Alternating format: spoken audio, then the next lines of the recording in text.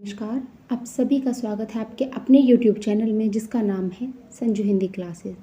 तो आज हम कक्षा 11 की अंतरा किताब की कहानी टॉर्च बेचने वाले पढ़ेंगे। ये कहानी लेखक हरिशंकर परसाई द्वारा लिखी गई है। इस कहानी में लेखक ने दो मित्रों के माध्यम से समाज में फैले अंधविश्वास और रूढ़िवादिता को उजागर किया है और उस पर करारा व्यंग्य भी किया है। तो चलिए कहानी शुरू करते हैं। वह पहले चौराहे पर बिजली के टॉर्च बेचा करता था। बीच में कुछ दिन वह नहीं दिखा। कल फिर दिखा, मगर इस बार उसने दाढ़ी बढ़ा ली थी और लंबा कुर्ता पहन रखा था। मैंने पूछा, कहाँ रहे और ये दाढ़ी क्यों बढ़ा रखी है? उसने जवाब दिया, बाहर गया था। दाढ़ी वाले सवाल का जवाब उसने ये दिया कि दाढ़ी पर हाथ फेरने लगा। मैंने कहा, आज तुम टॉर्च नहीं बेच रहे? उसने कहा, वह काम बंद कर दिया। अब तो आत्मा के भीतर टॉर्च जल उठी है। ये सूरज छाप टॉर्च अव्यर्थ मालूम होते हैं। मैंने कहा, तुम शायद संन्यास ले रहे हो। जिसकी आत्मा में प्रकाश फैल जाता है वो इसी तरह हरामखोरी पर उतर आता है। किससे दीक्षा ले आए? मेरी बात से उसे पीड़ा हुई। उसने कहा, ऐसे कठोर वचन मत बोलिए। आत्मा सबकी एक है। मेरी आत्मा को चोट पहुंचाकर आप अपनी ही आत्मा को घायल कर रहे हैं। मैंने कहा, ये सब तो ठीक है, मगर ये बताओ कि तुम एकाएक ऐसे कैसे हो गई? क्या बीवी ने तुम्हें छोड़ दिया या उधार मिलना बंद हो गया? क्या साहूकारों ने ज़्यादा तंग करना शुरू कर दिया या फिर चोरी के मामले में फंस गए हो? आखिर बाहर का टॉर्च भीतर आत्मा में कैसे घुस गया? उसने कहा, आपके सब अंदाज गलत हैं। ऐसा कुछ नहीं हुआ। एक घटना हो गई जिससे मेरा पूरा जीवन बदल गया। उससे मैं गुप्त रखना चाहता हूँ, पर क्योंकि मैं आज ही यहाँ से दूर जा रहा हूँ इसलिए आपको सारा किस्सा सुना देता हूँ। उसने बयान शुरू किया। 5 साल पहले की बात है। मैं अपने एक दोस्त के साथ हताश एक जगह बैठा था। हमारे सामने आसमान को छूता हुआ एक सवाल खड़ा था। वो सवाल था, पैसा कैसे पैदा करें? हम दोनों ने उस सवाल की एक एक टांग पकड़ी और हटाने की कोशिश करने लगे। हमें पसीना आ गया पर सवाल हिला भी नहीं।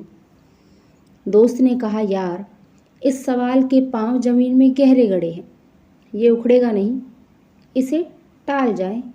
हमने दूसरी तरफ मुंह कर लिया, पर वह सवाल फिर हमारे सामने आकर खड़ा हो गया। तब मैंने कहा, यार, ये सवाल टलेगा नहीं, चलो इसे हल कर ही देते हैं। पैसा पैदा करने के लिए कुछ काम धंधा करें। हम उसी वक्त अलग अलग दिशाओं में अपनी अपनी किस्मत आजमाने निकल पड़े।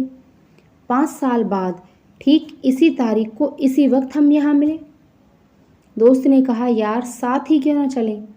मैंने कहा, नहीं, किस्मत आजमाने वालों की जितनी पुरानी कथाएं मैंने पढ़ी हैं सब में वे अलग अलग दिशा में जाते हैं।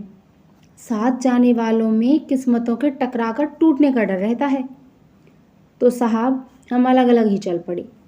मैंने टॉर्च बेचने का धंधा शुरू कर दिया।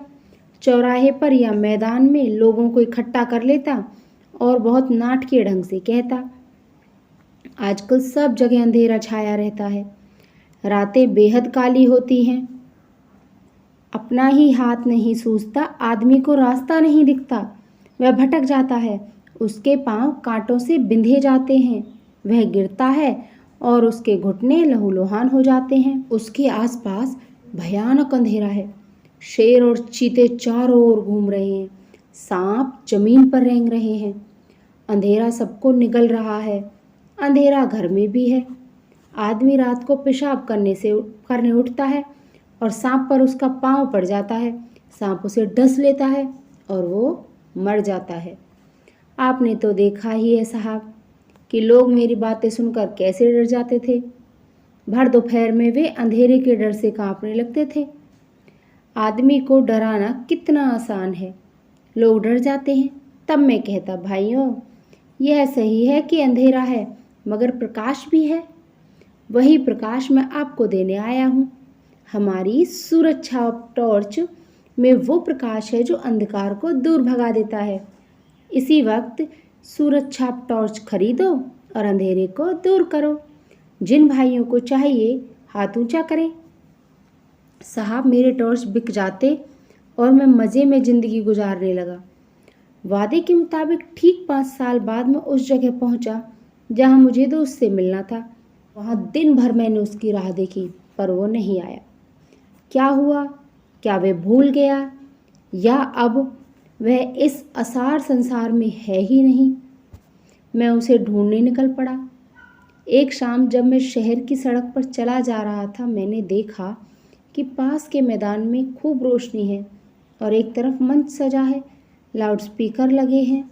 मैदान में हजारों नर नारी श्रद्धा से झुके बैठे हैं। मंच पर सुंदर रेशमी वस्त्रों से सजे एक भव्य पुरुष बैठे हैं। वे खूब हष्ट पुष्ट हैं, संवरी हुई लंबी दाढ़ी है और पीठ पर लहराते लंबे केश है। मैं भीड़ के एक कोने में जाकर बैठ गया। भव्य पुरुष फिल्मों के संत लग रहे थे। उन्होंने गुरु गंभीर वाणी में प्रवचन शुरू किया। वो इस तरह बोल रहे थे जैसे आकाश के किसी कोने से कोई रहस्यमय संदेश उनके कानों में सुनाई पड़ रहा है, जिसे वे भाषण दे रहे हैं। वे कह रहे थे, मैं आज मनुष्य को एक घने अंधकार में देख रहा हूँ। उसके भीतर कुछ बुझ गया है। ये युग ही अंधकार में है। यह सर्वग्राही अंधकार संपूर्ण विश्व को अपने उदर में छिपाए है।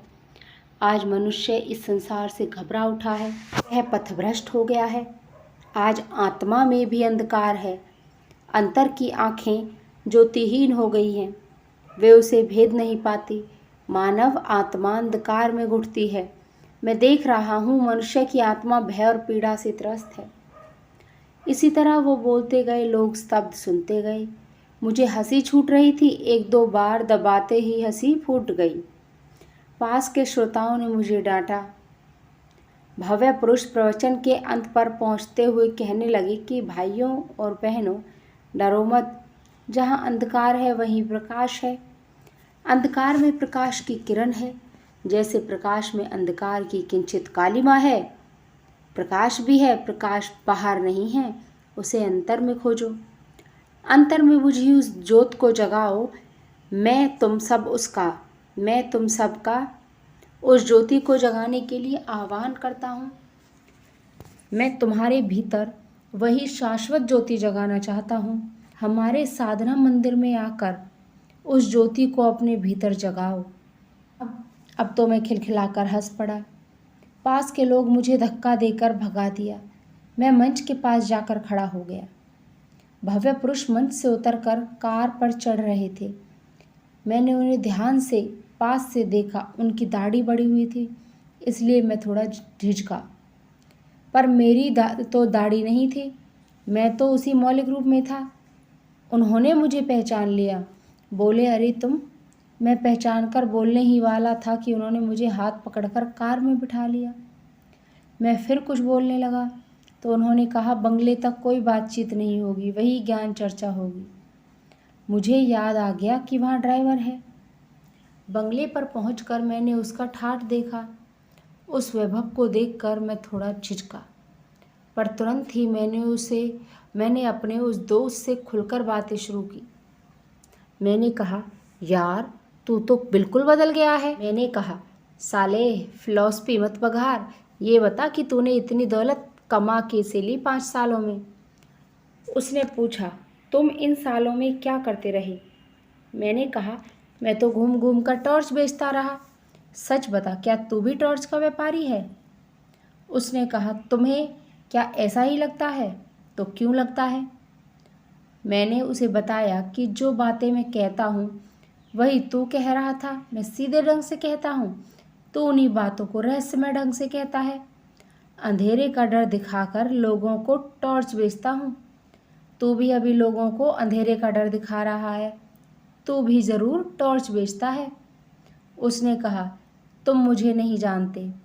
मैं टॉर्च क्यों बेचूंगा? मैं साधु, दार्शनिक और संत कहलाता हूँ। मैंने कहा, तुम कुछ भी कहलाओ, तुम बेचते टॉर्च हो। तुम्हारे और मेरे प्रवचन एक जैसे हैं।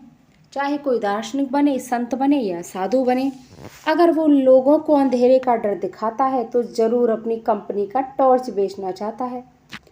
तुम जैसे लोगों के लिए हमेशा ही अंधकार छाया रहता है। बताओ, तुम्हारे जैसे किसी आदमी ने हजारों में कभी भी ये कहा है कि आज दुनिया में प्रकाश फैला है? कभी नहीं क्या? क्यों? इसलिए कि उन्हें अपनी कंपनी का टॉर्च बेचना है। मैं खुद भर दोपहर में लोगों को से कहता हूँ कि अंधकार छाया है, बता किस कंपनी का टॉर्च बेचता है।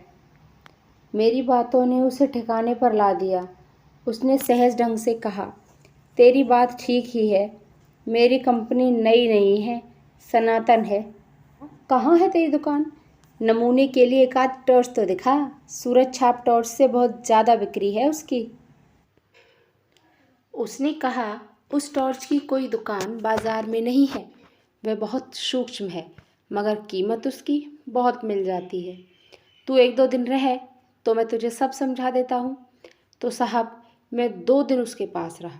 तीसरे दिन सूरज छाप टॉर्च की जो पेटी थी उसको नदी में फेंक कर नया काम शुरू कर दिया। वह अपनी दाढ़ी पर हाथ फेरने लगा, बोला, बस 1 महीने की देर और है। तो मैंने पूछा, तो अब कौन सा धंधा करोगे?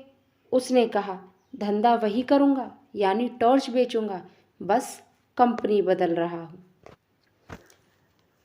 तो इस कहानी के माध्यम से आपको समझ आया होगा कि हमारे जो समाज में अंधविश्वास फैला है, उस अंधविश्वास का बहुत से लोग फ़ायदा उठाते हैं और उसको लोगों की भावनाओं के साथ खेलकर उसको अपना धंधा शुरू करते हैं, उससे पैसा कमाते हैं। आशा करती हूँ आपको कहानी समझ आई होगी। अगर कुछ समझ नहीं आता तो आप कमेंट में पूछ सकते हैं। मेरी वीडियो को लाइक, शेयर और सब्सक्राइब ज़रूर करना। धन्यवाद। फिर मिलते हैं अगली वीडियो में।